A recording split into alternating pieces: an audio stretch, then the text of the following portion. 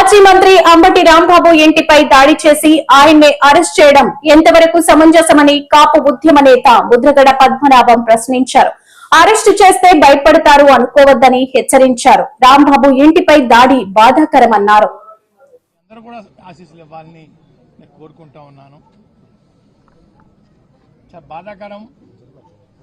ముఖ్యమంత్రి గారు మాజీ మంత్రుల ఇళ్ల మీద దాడి చేయించడం అన్నది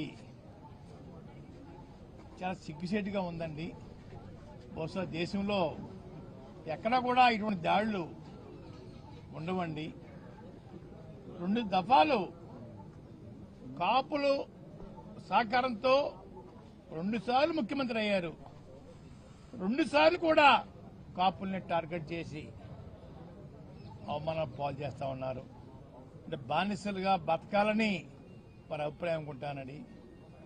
ముందుసారి అయితే రాంబాబు గారి లాగా నన్ను, నా భార్యని, నా కోడలని, కొడుకుని కూడా నీచాతినీచంగా కొట్టించడం, తిట్టించడం, లంజా రావే జుట్టు మెలిదిప్పి ఖండించడం పోలీసుల చేత చేయించిన మహానుభావుడు చంద్రబాబు నాయుడు గారండి.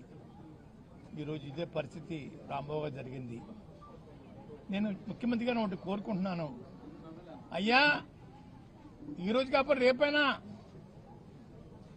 మాకు జరిగిన అవమానం లాంటిది మీ మేడం గారికి, మీకు, మీ కోడల గారికి, మీ అబ్బాయి గారికి జరిగితే మీ ఫీలింగ్స్ ఎలా ఉంటాయో చెప్పాలని నేను కోరుకుంటా ఉన్నానండి. మేము బానిసలు కాదండి అయ్యా, పాకిస్తాన్ నుంచో ఆఫ్ఘనిస్తాన్ నుంచో వలస రాలేదండి అయ్యా, ఇక్కడే పుట్టాం, ఇక్కడే పెరిగామండి. కానీ నీచాతినీచంగా మమ్మల్ని చూడటం, బాధించడం బాధగా ఉందని ముఖ్యమంత్రి గారు. రెండోది, తిరుపతి లడ్డు విషయంలో అబద్దాల మీద అబద్దాలు రోజు వల్లించడం సమాజం నవ్వుకుంటుందండి. భక్తుల యొక్క మనోభావాలు దెబ్బతింటున్నాయండి. గుళ్ళకి వెళ్ళకూడదు, గుళ్ళో పెట్టే ప్రసాదం తినకూడదని అభిప్రాయం మీ మాట పెట్టి వారికి కలుగుతుందండి. ఎప్పటికైనా మించిపోయింది లేదు. ఆపేయండి మీ అబద్దాలని, ఇంకా ఆపేసేసి గౌరవంగా క్షమాపణ చెప్తే బాగుంటుందని అనిపిస్తా ఉందండి. క్షమాపణ లేకపోయినా పర్వాలేదు, ఇక్కడితో ముగిస్తే మంచిదని కూడా అనుకుంటా ఉన్నానండి. ముగించకుండగా సిబిఐ దర్యాప్తు మీద మళ్ళీ ఒక కమిషన్ వేయటం అన్నది ఏంటి మీ ఉద్దేశం? అందరినీ ముద్దాలకే పెట్టి జైల్లో పెట్టేద్దామనా ఏంటి ముఖ్యమంత్రి గారు? ఎన్నో రిపోర్ట్లు నెగిటివ్గా వచ్చాయే, ఎక్కడా పాజిటివ్గా లేదే. మాటికి గొడ్డు మాంసం అని, పంది మాంసం అని, చేప కొవ్వు అని, ఆవు కొవ్వు అని అబద్దాలు వల్లిస్తా ఉన్నారు.